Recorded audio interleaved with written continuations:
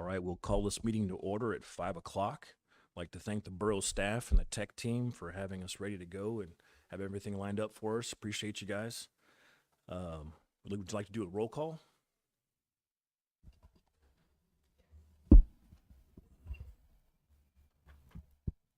Chad Scott, Here. Michelle Dempsey, Here. Nancy Bertels, Here. Aaron Malone, Here. Dorothy Dennison, Here. Eric Palin, absent, Susan Hillman, Here. Nancy Pollen. Sally Pollen. I'm so sorry, Sally Pollen, Yes, here. and then Camilla Potts, absent. All right, thank you. If there's no opposition, I'd like to approve the agenda. Any questions with that? Any changes you'd like to make? We'll approve the agenda without opposition. And Aaron, if you could lead us in the Pledge of Allegiance. Allegiance to the flag of the United States of America, to the republic for which it stands, one nation, under God, indivisible, with liberty and justice for all.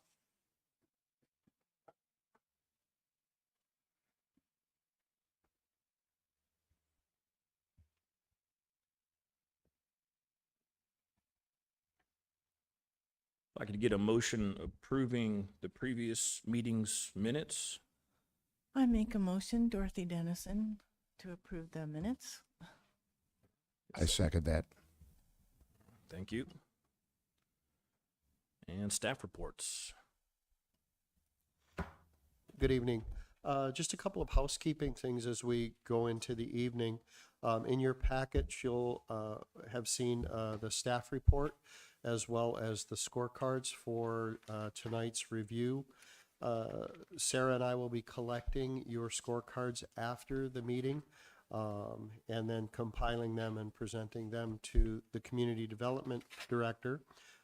Sarah Thomas is here. She's our administrative specialist for Recreation and Library Services. Myself, we also have Nick Spiropoulos and Aaron Dowling from our legal department. And then we also, I don't mean to push the conversation, but we have two of the books that are listed in potential materials for reconsideration. We have Red Hood and Damsel, if you guys decide to take those up. If you decide to take the other ones up, you won't be able to leave here with the books tonight, but we'll be able to get them for you. All right. Any other staff reports? All right. Appreciate that. So, Hugh, if we were to take up another book that's not available, would that require us to wait another month, or would we be able to get that on the fly? What we would do is, based on your direction tonight, we would order the book. Okay. And a week, it takes about a week, and then we would mail them out to you. Okay. So we have to make that decision. You'd have a couple, Okay. 2 to 3 weeks to read it. Yep. Okay. Appreciate that. All right. And we will open up for audience participation. Do we have a list?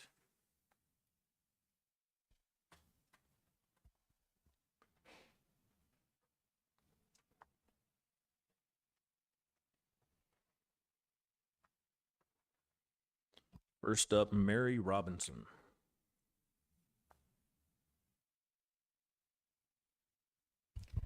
Good evening, Mary Robinson, ROBINSON, Matsu Borough resident, and I represent myself. I hope that indeed the Matsu Borough Library Citizen Advisory Committee have read the books before they start the rubrics. And I want to talk a little bit about misinformation versus disinformation. Misinformation is people speculating, rumor, gossip, ignorance, not being aware how something works. Disinformation is patently passing fraudulent material and saying that, oh, for instance, something is obscene when they haven't read the book, when they're not familiar with the book, when their barista's, hairstylist, pastor's cousin has told them that the book is obscene. An excellent example of this is a Matsu Borough Library Advisory Board member, not to be confused with the Matsu Borough Library Citizen Advisory Committee member, several meetings ago stood up and said, reeled off a list of 15 to 20 authors and said none of them were available in the borough libraries. Well, easily verifiable fact. Went home that evening, printed out the list. All of the authors are available in the 5 borough library locations, in the Palmer City Library, in the Wasilla City Library. Was that person unwittingly, unknowingly engaging in misinformation out of ignorance because they're not familiar with the library, but yet they were appointed to the Library Advisory Board? Or was it disinformation where they knowingly, fraudulently gave information that was incorrect for the sake of manufacturing a moral crisis, for the sake of political posturing? Thank you for the opportunity to speak this evening. All right, thank you, Mary. Patricia Fisher.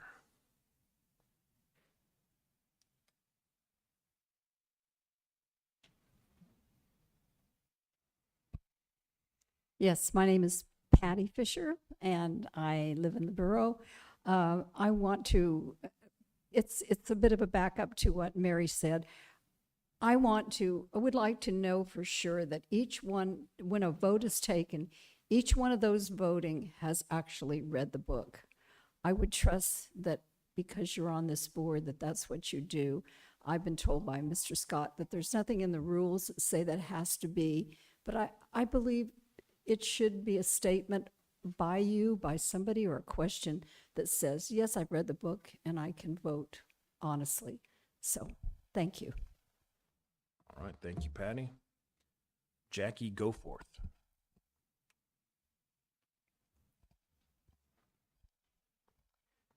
Good evening, Library Citizens Advisory Committee. My name is Jackie Goforth. I found out about this book last year. I read it. I have read it twice. And I am the challenger to this book. And the reason why I challenge this book is because it fits the Miller test. And it's because it's the community standards that count, not the standards of academia. Now, this book happens to have several reasons why. Not only does it have sadomasochism and et cetera, but it has child pornography and child molestation in it. And it's written to a viewpoint that it's something that's fun. The other twin actually wishes it happened to her. And all of the things that this heroine engages in, this protagonist engages in, are listed as fun things to do. The drugs are fun, the drinking is fun, the going out with guys you don't know is fun. Nothing is said about this being harmful behavior. The third reason is because there's a subliminal message in this book that children who are the victims of pedophiles will just have to suffer because the pedophiles will never get in trouble for it. Nobody gets hurt except the child. In fact, at the end, when she tries to commit suicide, her father is just sent to a Betty Ford clinic, I believe, for alcoholism. The fourth reason is called supraliminal messaging. And the supraliminal messaging is messages that you get, that it's in front of you every fifth, sixth page or so, and you don't really notice it. But this is the one. It's called, I call it suicide ideation or depression ideation. They use the following words: suicide, hell, devil, coffin, no redemption, evil, demons, God is creepy, bloodletting, witches and vampires, no merciful power, I'm damned, funeral, hating life, shallow grave, I'd be a cremation fuel. No coffin, no flowers, just a hot white fire melting me into bone fragments and ashes. That's page 246. Page 400, I was a total fool to ever believe that someone could save me and thaw the frozen death of me.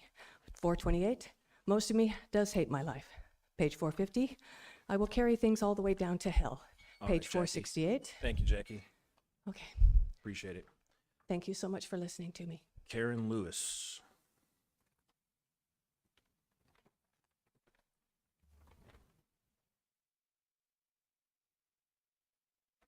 Good evening. I am so thankful for you all being willing to read this obscene material. Yes, thank you. I'm so thankful that you're all willing to read the material within these pages. It's got to be hard.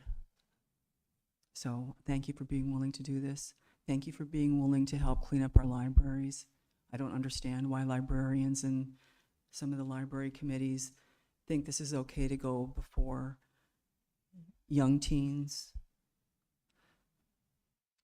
I don't understand it. I guess I don't need to understand it. I just know that that's what's happening. So I'm very grateful to you all for being willing to clean up beautiful Matsu. Thank you. Thank you, Karen. Anyone else not on the list that would like to be heard for public comment? Please state your name. My name is Linda Spone, and what I want to stress is the addictive material in these books. There's drugs, alcohol, pornography, and this stuff is extremely dangerous for youth. You know, we had a very dear woman get hit by a car at 8:30 in the morning out on the Parks Highway in front of Lowe's, and she was killed by a person under the influence. Now, these addictions are this was a very dear person.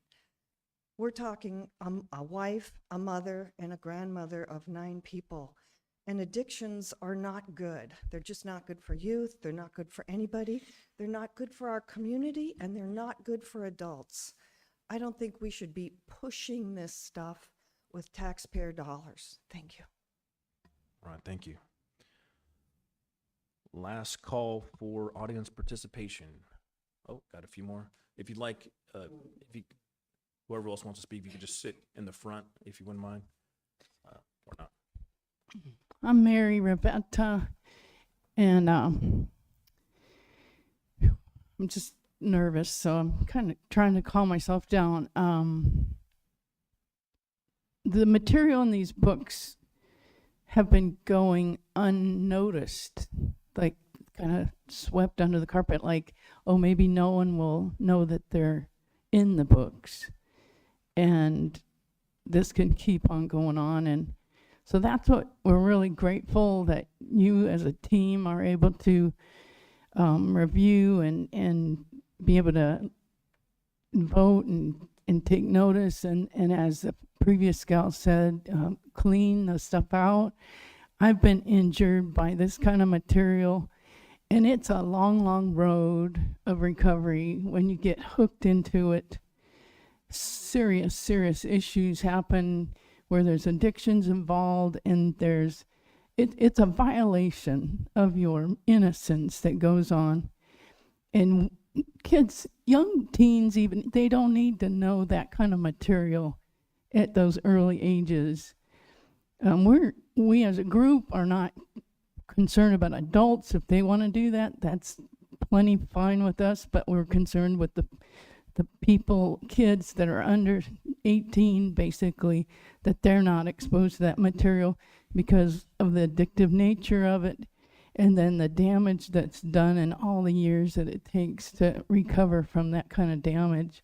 So that is what I'm up here today for, is to just bring it out into the open that we don't want to continue hurting the kids by paying the tax dollars for it and looking the other way as if this material isn't in the books, because I've seen it. It's atrocious. Thanks. All right. Appreciate what you're doing. Thank you. Sir?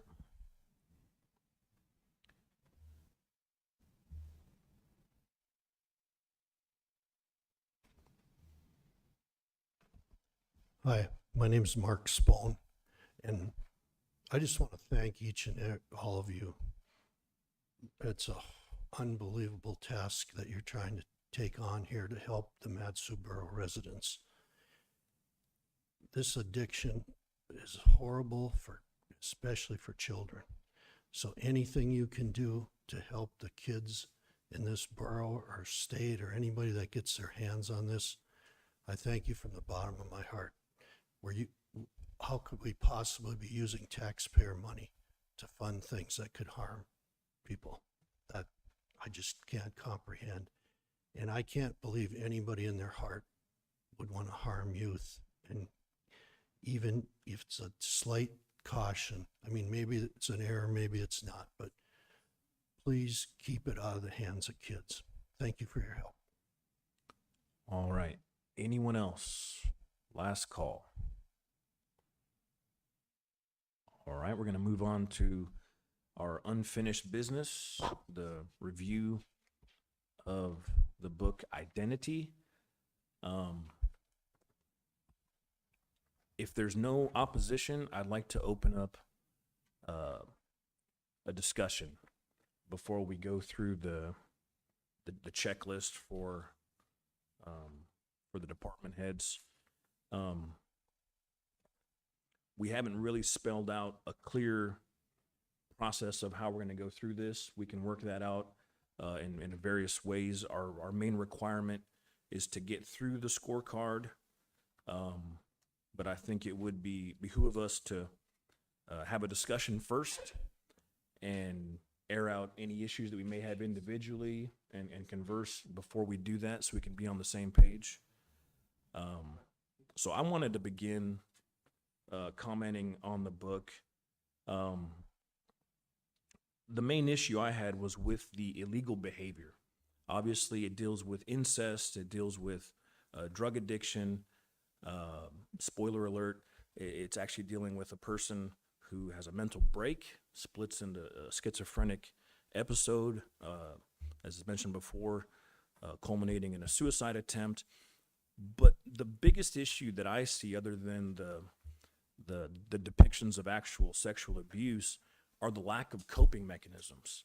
The glorifying of teenage alcohol use, cutting, purging, sexual deviancy, romanticizing the abuse so explicitly that it's offensive to even the adult mind. We're dealing here with at best, depending on the timeline of the events, a 16-year-old. And so even alcohol would be considered an illegal practice. And so to have purported a book that glorifies illegal behavior seems inappropriate for again, publicly funded education or material. The coping methods, of course, of sexual deviancy. Rand tells herself that having sex makes her powerful. There's no healthy coping mechanism. One of the biggest lies that we've heard in the process of this is that, well, if only I would have had this book when I went through this, this would have really helped me. And other than commiserating with your misery, this shows no actual statements or principles to guide into healing. There's no healthy coping mechanisms. Actually, any healthy coping mechanisms are undermined by an idea that no one will listen, or that drugs and alcohol and sexualization is the key. So the only saving grace that I saw within the book was at least one of them had a decent enough boyfriend to actually protect them from a secondary threat. But there's no healthy outcome. There's no resolution. Not to mention poor writing of archetypal tropes and shallow characters meant to disparage political figures, religious figures, poor writing. The book continually reinforces the idea that no one will listen or even help where there's a risk to revealing the secret abuse. And then the one positive, a sympathetic elderly woman that gives good advice, falls short of any real help. And then a counselor at the very end isn't fully able to bring any resolution. They're able to treat the schizophrenia or begin to, but the book actually ends with her still justifying her bulimia, her cutting, her drug addiction, drug use, and sexual behavior, even though she's weaned off of Oxycontin and made some other small, steps. She's still not even being honest with her therapist. And so the thing I want to, other than the encouragement of suicide, the book ends with this unfulfilled promise where if we were going to promote a book like this, I would recommend that it should come with a referral to a therapist. And anytime this book is checked out, it should come with a referral where a professional calls that individual once they've read the book and say, hey, how are you doing? Are you okay? Do you need to talk to somebody? I mean, that's serious. There's a real lack of help. I think books should and could be written that would be helpful to these situations without the explicit glorification of criminal acts or sexually explicit content. Even this book itself, if it were just moderately edited, could be that book if it had things added to it that were actually helpful for the final solution. This book contains none of that.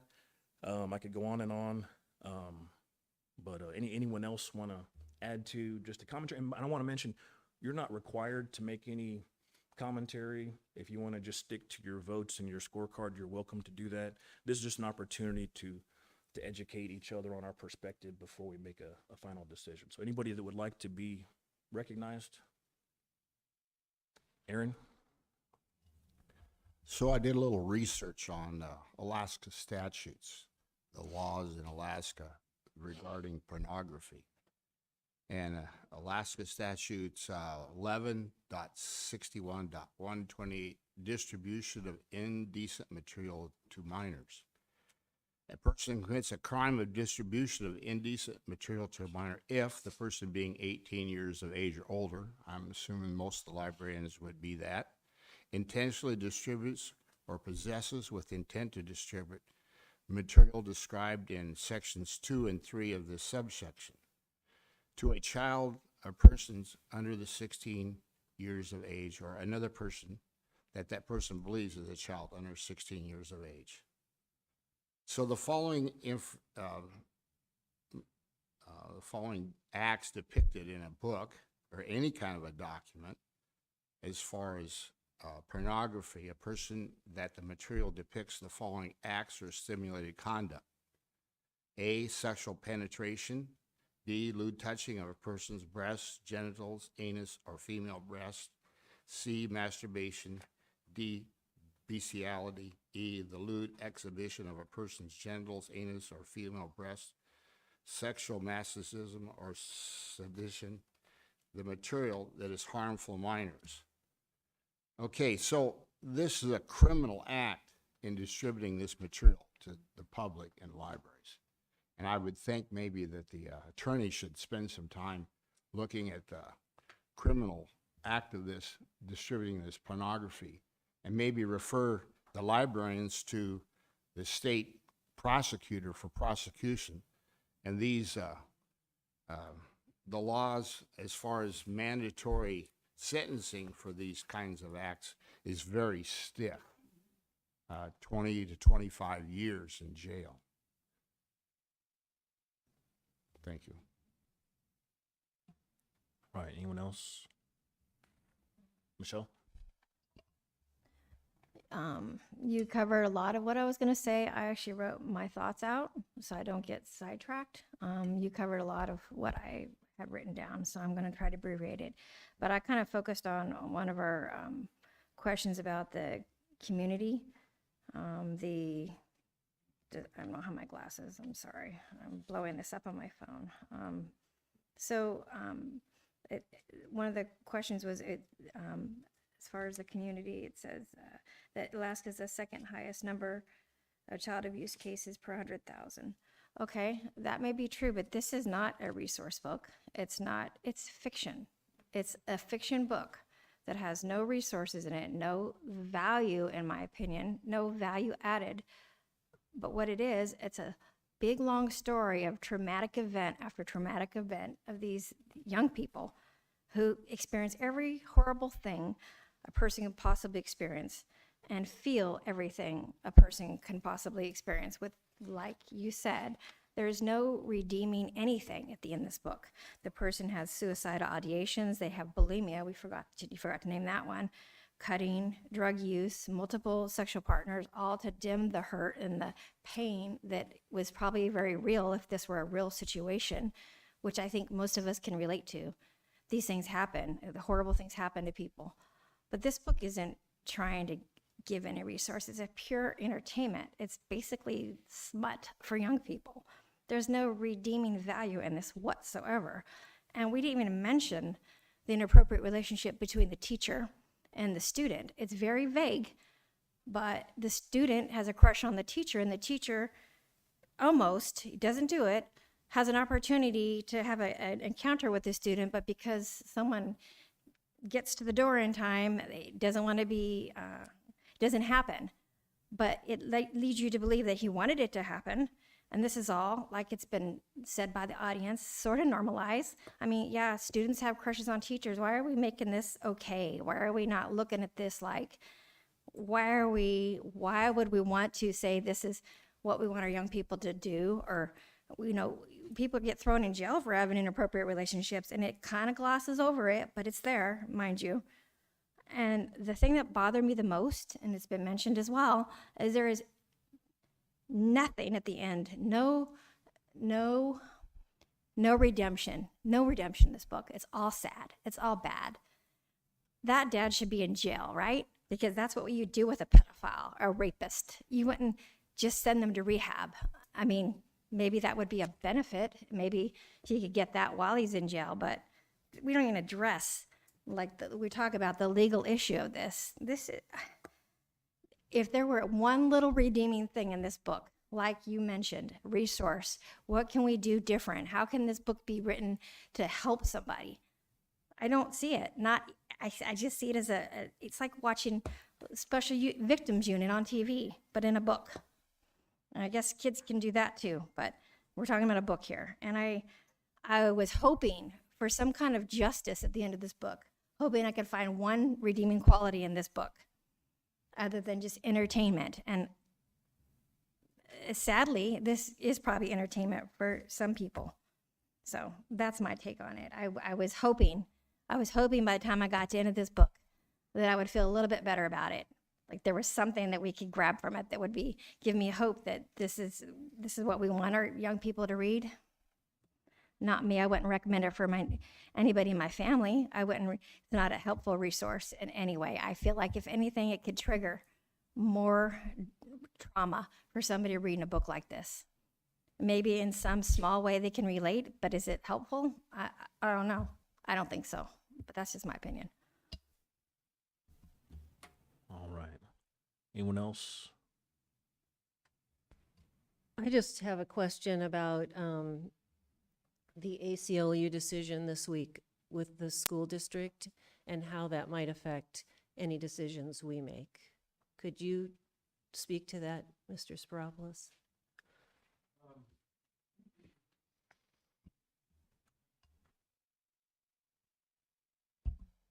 I can address it briefly. If you look on page 2 of the staff report that's provided before you, you'll see that the Matsu Borough School District Library Citizens Advisory Committee considered this material.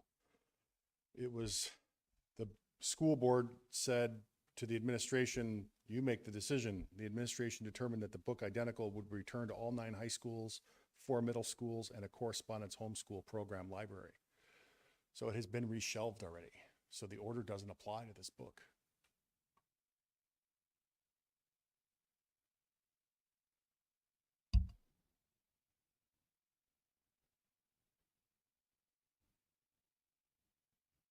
Any other comments? I have a question regarding the Alaska law.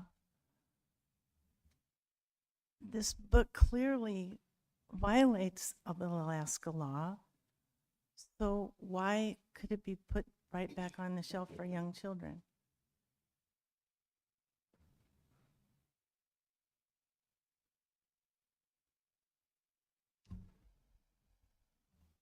Your function as the advisory committee is to make your advice. If this book violated Alaska law to the point where it was so clear, I don't have an explanation for why somebody hasn't been charged and arrested and convicted. If this book violates Alaska law, it violates laws in other 50 states as well. I don't know why. If your conviction is that it violates the Alaska law, you're free to make that recommendation to the department director or to the scoring sheets, or add comments. There's room for commentary on the sheets. I encourage you to use it so that the department director can be informed as to what it is you're recommending and why you're recommending it. If the position of the board is, well, it's illegal, so we can just stop talking about it, you can make that recommendation. My office has not determined that.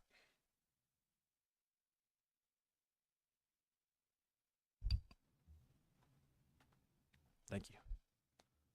Anyone else? Go ahead. Well, in the report, the staff report, where it talks about how many people checked it out at each library. Now, do we know if those are individuals or just one person checking it out? I mean, there's no way to determine that, but I don't think I'd have it on the shelf for anybody to read. And that's all I have to say about it.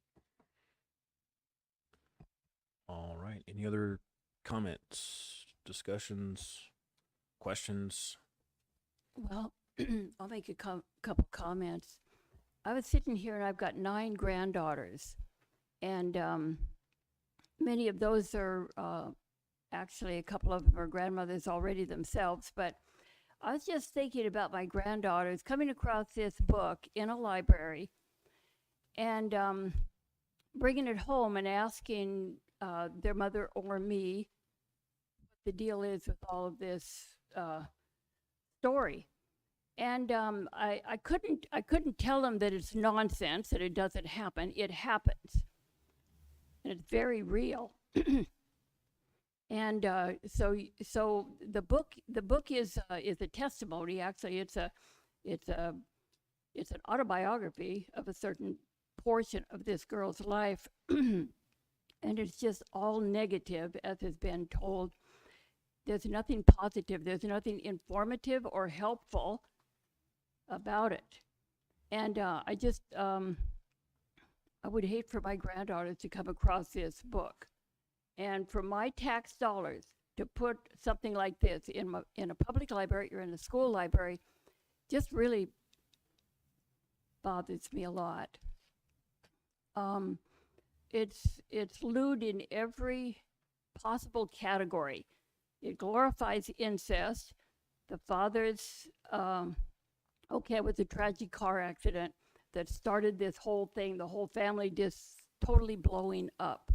But it depicts every thought and the fantasies and the yearning for love of this young girl. It's real emotion, but I don't think it belongs in a library where young girls can read it, because adolescence is such a problematic time in all of our lives. And to get a hold of something like this could, I don't think it would be helpful at all to a young girl, maybe a young man. I can't imagine a young man reading it. But anyway, I was really quite amazed that this was in our libraries, stuff like this. I was almost sick to my stomach, not to actually vomit, but I was just sick. My whole life was just, wow, this is so evil. This is right, within reach of my granddaughters and other young girls. It's just within easy reach, and my tax dollars are providing it. Thank you. All right. I think we covered everyone that wanted to speak. I would like to inquire of the Parks Director. We're required, according to the ordinance, to complete the scorecard publicly, I believe. Do you have any preference or advice of how we should go about that in terms of, it's not necessary to vote upon these things, but to fill them out? And should we share our findings as we go through them bit by bit, or the real answer? I'll maybe let you answer that first. Do you have any preference? So I think one of the intentions was of the ordinance was to let the committee determine Yeah. the scoring process. Sure. So I think that is a debate amongst the 7 of you up there. Do you want to have, How much do we want to drag it out? Yeah. well, your words, it's not mine. How much dialogue you want to have on that, or do you want to do like a secret ballot and then collect them? That's entirely up to the chair and the board. Okay. All right, appreciate that.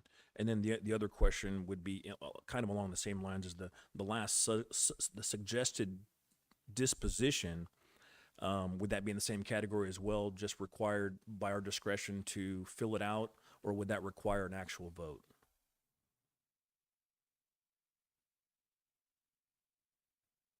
Obviously, Say that one more time, please. So the final disposition at the very end of the scorecard, is it sufficient to just fill that out, or do we need to do a sort of roll call vote for that final portion? I'm just asking if it's required, just so we can have that discussion. Again, Okay. the way that the ordinance was crafted was to let the board sort of Okay. mull over these questions, and they're all good questions. Yeah. And then once you, as the board, set that. I just wanted to clarify that. And we're going through this for the first time, so we are, I think we all need to recognize this. These first ones are going to be a little painful. Sure. But however you guys figure out it's going to work best for you as the committee to get the information compiled and back to us, we'll support whatever your decision is. Okay. All right. So with that, I'd like to open up a quick discussion on the subject that we just mentioned of how to go through the process. I would probably begin by recommending that we go through each question and just answer them down the line as we fill out, or just so we have a public record so people know what we're answering. Even though this sheet, just want to remind everyone, will be part of the public record. Anything you write down on your scorecard will be preserved. So be careful what notes you make on the paper.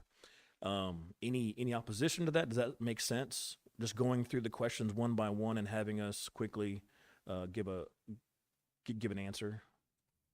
I have somewhat of a question. Sure. The library material staff report answers several of the first questions, so we're not going to go through all that, are we?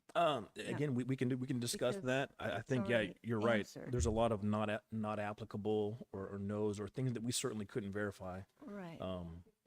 Yeah, I mean, we can agree.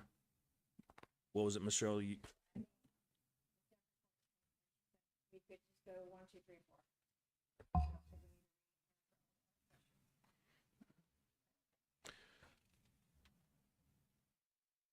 Yeah, so the evaluation criteria, that first section, up until the suitability for minors under 16, where it's numbered,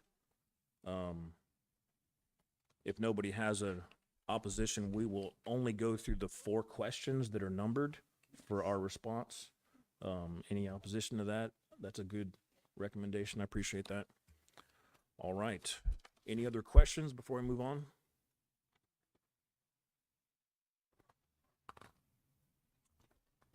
All right. So I think it makes sense just to go down the line. If you'd like to start, question 1, does the material depict the following actual or simulated conduct: sexual penetration, the lewd touching of a person's genitals, anus, or female breast, masturbation, bestiality, the lewd exhibition of a person's genitals, anus, or female breast, or sexual masochism or sadism? Yes or no? Yes. Yes. Yes. Yes. Yes. Yes. Yes. All right, question 2. Would the average individual applying contemporary community standards find the material taken as a whole appeals to the prurient interest of sex for persons under 16 years of age? Yes or no? Yes. Yes. Yes. Yes. Yes. Yes. Yes. Right. Question 3. Would a reasonable person find the material taken as a whole lacks serious literary, artistic, educational, political, or scientific value for persons under 16 years of age? Note, mark yes only if the book lacks all of them. Yes or no? Yes. Yes. Yes. Yes. Yes. No. Yes. All right. Question 4. Does the material depict actual or simulated conduct in a way that is patently offensive to the prevailing standards in the adult community as a whole with respect to what is suitable for persons under 16 years of age? Yes or no? Yes. Yes. Yes. Yes. This is a hard one for me because I can't speak for the whole, because some would say no. So That's fine. You- I'm going to say no because I'm not everybody on that one. No.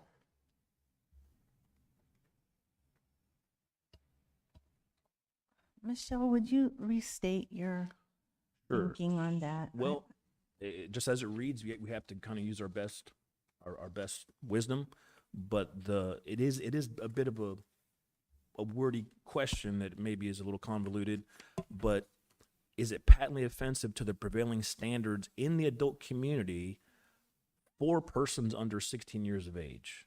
So it's not, the question is kind of strange. It's not asking, is it offensive for adults, but offensive for the prevailing standards in the adult community for persons under 16 years of age, if that helps.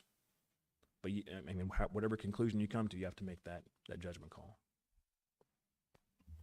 Yes. Okay.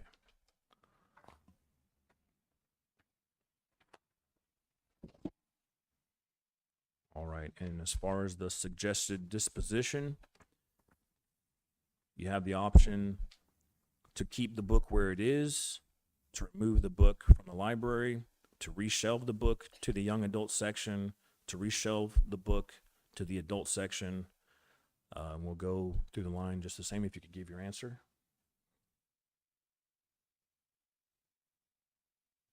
I say remove it. I recommend it be removed, the book from the library.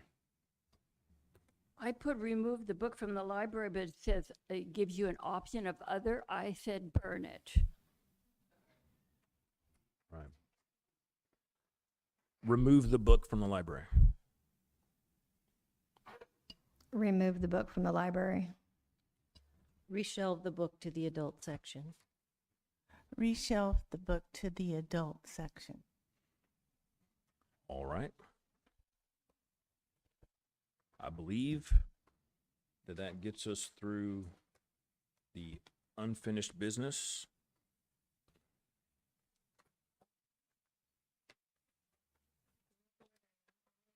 It should have your name on it, the official copy. Yeah. Give me one moment here. Just real quick, I'd like to just open up discussion of how that process went. Do you guys feel like that system seemed like it was pretty efficient? Going through that didn't seem to be too cumbersome, and I think it went a little better than I expected. Any recommendations or improvements we can make, we can certainly talk about that, but if there's no opposition, we'll move on. All right, new business. If I remember right, the staff has informed us that Red Hood and Damsel are both available today if we would like to pick up those books for review.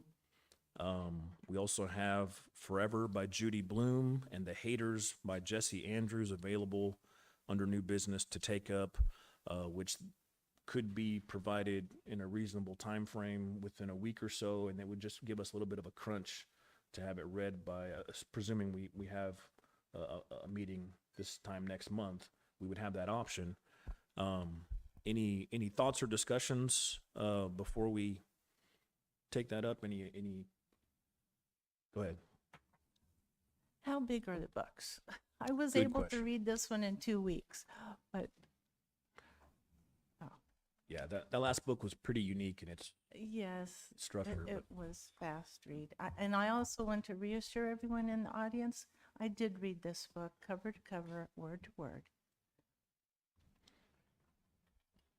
I did as well in like 3 days, and then I thought about it for 27. I had a really hard time reading this book. I finished it today because I just had to stop. I couldn't force myself to go. And I'm a fast reader, but this one was very difficult, and I very seldom ever stop reading a book just because. All right, we have a question to the staff. Is that how many pages? Okay, the first book is called Red Hood. It's about 350 pages, about that many words per page. Okay. And then the other book is Damsel. It's about 310 pages. The printing's a little bit smaller in that book, so it's probably pretty. I imagine they're solid both pretty 300. much the same in word count. Okay. All right. So we could take up just these two books because they're here. We can take up either of these or both of these if we chose. I would recommend probably one. But we can definitely talk about that. Anyone have an opinion of either which book or how many books to pick up?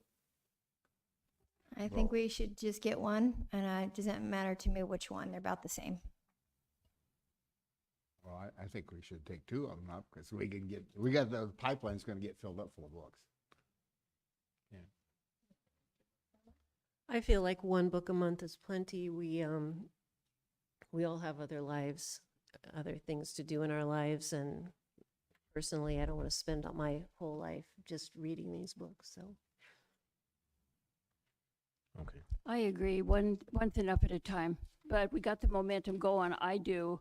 I'm taking the time to read this trash and give it a fair shake.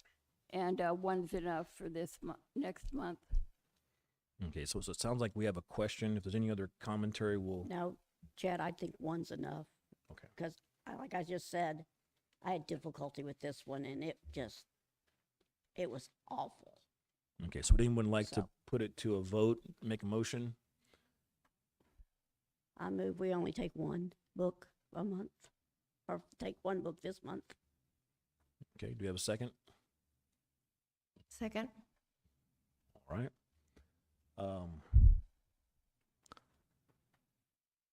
All in favor? Aye. Aye. Okay. So no opposition? Okay. All right. Sounds good. So now which book should we pick up? Does anyone have an opinion? One at the top of the list. On the top of the list, just make it easy. All right, would you like to make a motion? Feel free. Okay. I make a motion for the one at the top. I second that. All right. Any opposition? I couldn't really hear them. Okay, What so was the they motion? were both asking to begin with Red Hood, the top of the list. Okay. And so if there's no other opposition to that, we'll pick up Red Hood. Yes, All right. thank you, thank you. Sound good? Okay, so we will take home Red Hood today and get started on that.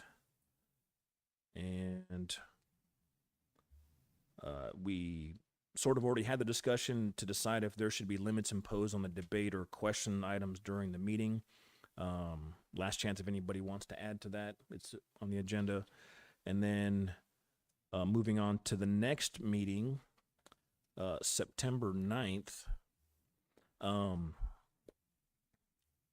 to the staff, Sarah, what was there did you say you removed on the calendar the November meeting? Okay, was that just because we're too far ahead of ourselves or is there a Right, the borough is closed for Veterans Day, and the Gotcha. following Monday, the Plating Commission already has the chambers, so we might have Okay. to discuss later on what day we want to do the November meeting. Sure. And I think it's worth having a discussion if we should take a break for during the holiday season as well. That's at least worth talking about. But that's certainly our normal date wouldn't be available in November. Okay. So we can either have that discussion in general, or we can have someone make a motion to approve the September 9th meeting.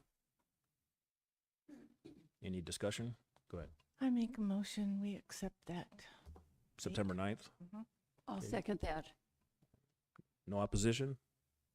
Okay, September 9th. Any comments on, we don't really have any options for the November, no alternatives, schedule-wise?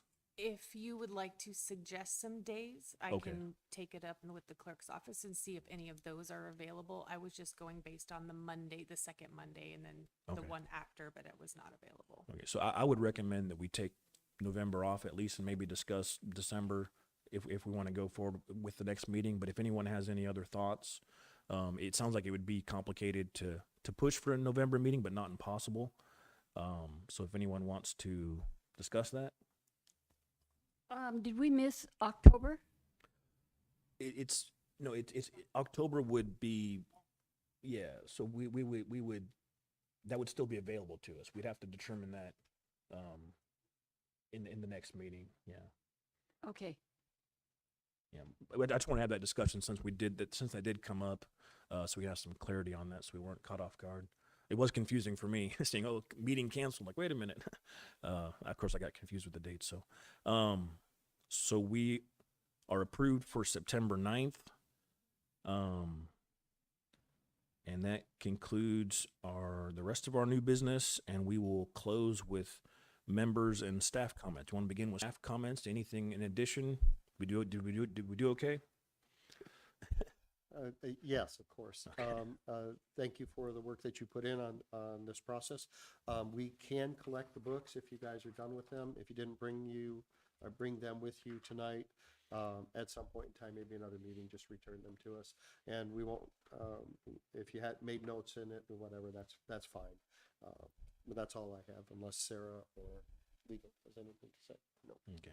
I appreciate that. I got a little nervous once I realized I was vandalizing government property, but very gracious.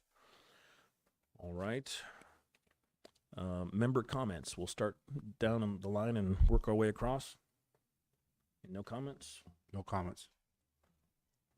I guess I have a comment. This is a totally different thing for me to do, but I appreciate being a part of what the community, another part of the community, and having a say in it, and being able to voice a sincere experience. I say experience by raising children and grandchildren. I appreciate being involved in something like this, and I'm doing my best to be fair about it, and doing all my homework assignments, and I appreciate this board and learning what I'm learning about legalities and being fair, but yet still keeping a common sense and a conservative viewpoint. Thank you. All right. I just want to say thank you for everyone involved here in the process, to the staff. As much as we appreciate the encouragement and accolades, I'm still pessimistically optimistic of the process. I don't know how much we'll be able to contribute or do. We have a few levels of bureaucracy between us, but I'm thankful for the process, and we'll see where it goes. Just want to make clear to everybody that we are not a decision-making body by any means. We're just here to advise, and so with whether you like our decisions or not, it goes way up the flagpole, and so we'll have to stay tuned as the process goes along, and make sure you stay informed and keep your voices being heard, whichever side you're on. So thank you, everyone, for being here. Michelle? I just want to thank you for the opportunity of letting us do our part as citizens. It's been said that we don't get to make any decisions, and I really wish more community would come out, because it would be lot better if we had more participation.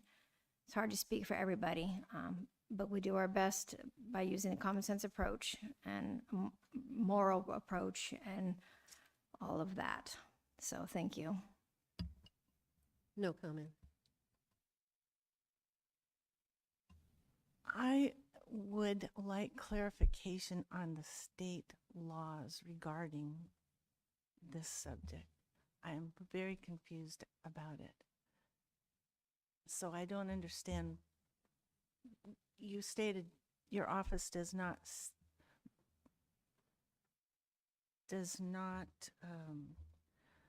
judge that this book does break the law. We're not a prosecutor's office, right? Can you help us understand the law better? Sure. What? Well, you said to us when this score sheet was put together that it was based on that suitability for minors was based on Alaska state law. If I remember that correctly. Yes, part of those last 4 criteria that you voted on, that does come from state law. That's exactly where that comes from. It's the state statute that was referenced during the comments. So those questions 1, 2, 3, 4. Right? So. But that does not in and of itself make it a crime. You have to possess it and intentionally deliver it to someone, or intentionally attempt to deliver it to someone. So it's not. Or it is your intent to give it to someone. All right. Right? So Again, if the Mat-Su-Borough School District thought mere possession in a library was a criminal act, they wouldn't have reshelved it.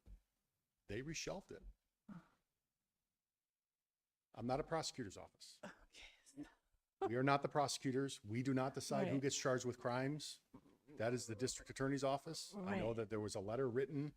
The Attorney General issued letters last year to all the school districts and boroughs, libraries and stuff like that. The city of Palmer back in March sent a letter asking the Attorney General's opinion on all 56 books or something like that, or 65 books or something.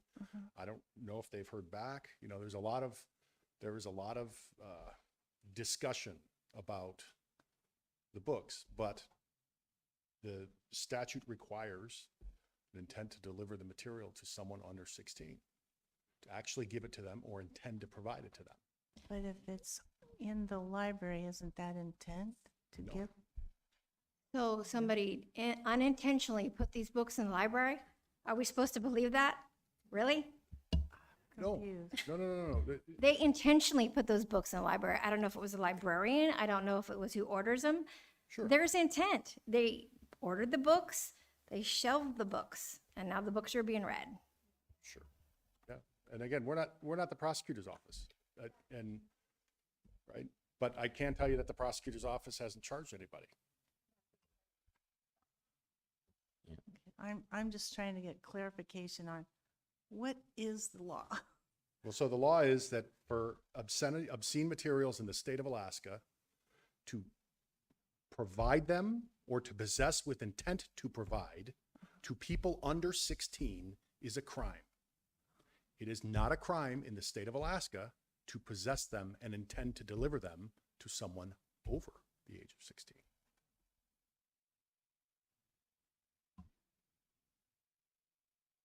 So there's a lot of things going on here.